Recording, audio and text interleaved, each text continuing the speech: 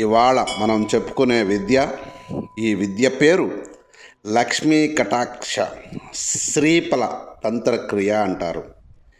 ఎవరైతే ఈ సాధనని, ఈ క్రియని చేసుకోవాలనుకుంటారో వాళ్ళకు మాత్రమే మేము ఇవాళ చెప్పబోతున్నాం. అటువంటి వాళ్ళ కోసం ఈ తాంత్రిక శ్రీఫల క్రియని ఎవరైనా చేసుకోవచ్చు. అలా చేసుకోవాలనుకున్న వాళ్ళు ముందుగా ఈ సాధనకి శ్రీఫలం అనే ఒక రకమైన చిన్న తాంత్రిక టెంకాయ ఉంటుంది. అది షాపుల్లో దొరుకుద్ది. పూజా సామాగ్రి దొరికే షాపుల్లో లేదా సాయి పూజా సామాగ్రి లాంటి షాపుల్లో దొరుకుద్ది. 3 రూపాయలు 2 రూపాయలు ఉంటుంది ఒక్కొక్క ఫలం. 40 ఫలాలు తెచ్చిపెట్టుకోండి ముందుగా. ఆ తర్వాత ఇలా తెచ్చుకున్న తర్వాత బంగారు వర్ణంలో ఉన్నటువంటి వస్త్రాన్ని తెచ్చుకోండి. ఈ లక్ష్మీ ఫలాలు లేదా శ్రీ ఫలాలు మేము ఇక్కడ కింద ఇవ్వబో మంత్రంతో 10,000 సార్లు అభిమంత్రించుకొని మూటగట్టి మీరు ధనం ఎక్కడైతే దాచిపెడతారో అక్కడ ఈ మూటను ఉంచిన యెడల, ఈ మూట ఎక్కడైతే దాచిపెడతారో అంటే డబ్బు ఉన్న చోట ఆ డబ్బు ఇక తరగదు. అక్కడ 1,00,000 రూపాయలు మీకుంటే 1,00,000 ఇస్తే ఇంకో 1,00,000 వచ్చి దంట పడుతుంటుంది. ఎక్కడో ఏదో వచ్చి తీసుకుని చేయదు. నీకు ఆదాయం అలా దొరుకుతూ ఉంటుంది. నీకు ఊహించినటువంటి ఆదాయాలు, ఊహాతీతమైనటువంటి ఆదాయం వస్తూ ఉంటుంది అని అర్థం.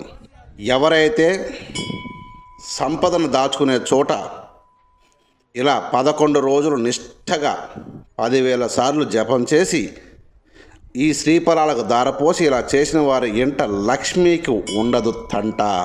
గుర్తుపెట్టుకోండి. ఇప్పటి నుండి సాధకుడు ఎప్పుడైతే 11 రోజులు ఇది పూర్తి చేసుకుంటాడో అప్పటి నుండి ఆ ఇంట్లో డబ్బుకు లోటు ఉండదు. అలక్ష్మి అనేది వారిని టచ్ కూడా చేయదు. అలక్ష్మి అంటే లక్ష్మికి ఆపోజిట్. లక్ష్మి లేకపోవడమే అలక్ష్మి.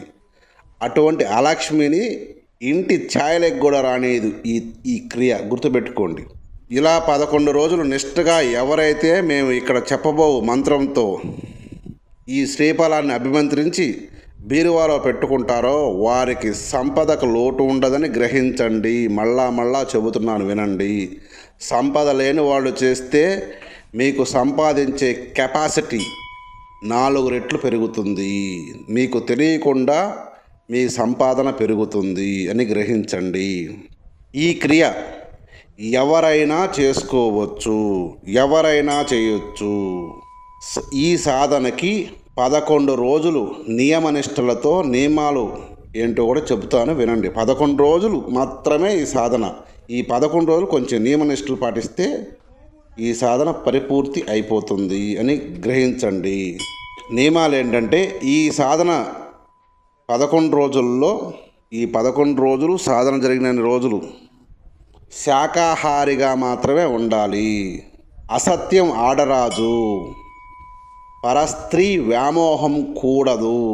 స్త్రీలకైనా ఒకవేళ తల్లులు చేయాలనుకున్నా, స్త్రీమాతలు చేయాలనుకున్నా వాళ్ళకు కూడా ఇవే నియమాలు తల్లి, గమనించండి. మీ పూజా గదిలో ఒక లక్ష్మీదేవి పటం పెట్టుకుని యథాశక్తి పూజించుకోండి. అవి ఏ పుష్పాలైనా పర్వాలేదు, పసుపు వర్ణంతో ఉండాలి పుష్పాలు. గుర్తుపెట్టుకోండి. ఈ మంత్రం 10,000 జపానికి సిద్ధి. 11 రోజులు సాధనా సమయం. ఖచ్చితంగా 10,000 మంత్ర జపం చేయాల్సిందే, 11 రోజులు చేయాల్సిందే అని గుర్తుపెట్టుకోండి. ఇలా ఎవరైతే చేస్తారో వారికి ఎటువంటి లోటు లేకుండా, అంటే లక్ష్మీ కటాక్షం అపారంగా ఈ వ్యక్తి మీద, ఈ క్రియ చేసిన ఆ ఇంటి మీద ఎప్పుడూ లక్ష్మీ కటాక్షం అనేది ఏదో ఒక రూపంలో వస్తూనే ఉంటుందని గమనించాలి. సంపన్నులైతే నీ సంపద కరిగిపోకుండా ఈ సాధన కాపాడుతుంది. ఏ సమయంలోనైనా, నీకు ఎంతటి కష్టకాలంలో అయినా ఈ శ్రీఫలములు, మంత్రించినటువంటి శ్రీఫలములు నీ దగ్గర ఉన్నచో ఐశ్వర్యం వాటంతట అదే తనంతట తనే కదిలి వస్తుంది. అయస్కాంతం దగ్గరికి ఇనుము ఎలా వస్తుందో అలాగా అని గమనించి ఈ సాధన చేసుకుని సుఖించండి. ఈ సాధనకి జపమాలతో పని లేదు, ఆసనంతో కూడా పని లేదని గమనించండి. మేము ఇక్కడ ఇవ్వబో మంత్రాన్ని ముందుగా కంఠస్థం చేసుకోండి. ఆ తర్వాత మంత్రం 10,000 సార్లు జపసిద్ధి. ఈ మంత్రం 10,000 సార్లకు మాత్రమే సిద్ధి కలుగుతుందని గమనించాలి. మళ్ళా ఈ 10,000 సార్లు మీరు 11 రోజులో చేస్తారా, ఒక్క రోజులో చేస్తారా అనేది మీ విజ్ఞతకు వదిలేస్తున్నాను. ఒక్క రోజులో చేసిన అదే ఫలితం, 11 రోజుల్లో చేసిన అదే ఫలితం అని గ్రహించండి.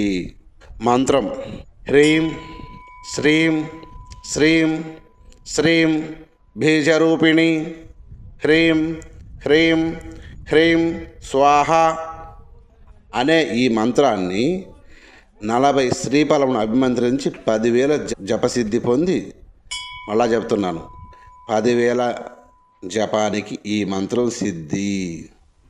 ఎవరికైతే ఈ మంత్ర సిద్ధి కలుగుతుందో వాళ్ళకి అనంత ఐశ్వర్యం ప్రాప్తిస్తుంది. నీ సంపద కరగిపోదు, ధర్మబద్ధమైన మార్గంలో నీకు సంపదని చేకూర్చుతుంది అనడంలో సందేహమే లేదు. మీరు మళ్ళా గుర్తుపెట్టుకోవాలి. ఆసనంతో కూడా పని లేదు. నీకు కంఫర్ట్ అనుకుంటే ఆసనం వేసుకో, లేకపోతే నిలబడి చేసుకో, వీలైతే కూర్చొని చేసుకో. దీనికి ఇలాగే చేయాలని రూల్ లేదు. నీ వెసులుబాటు. మంత్రాన్ని మాత్రం 10,000కి సిద్ధి. గుర్తుపెట్టుకో. ఇలా గుర్తుపెట్టుకొని చేసుకుని సుఖపడు. సర్వే జనా సుఖినో భవంతు.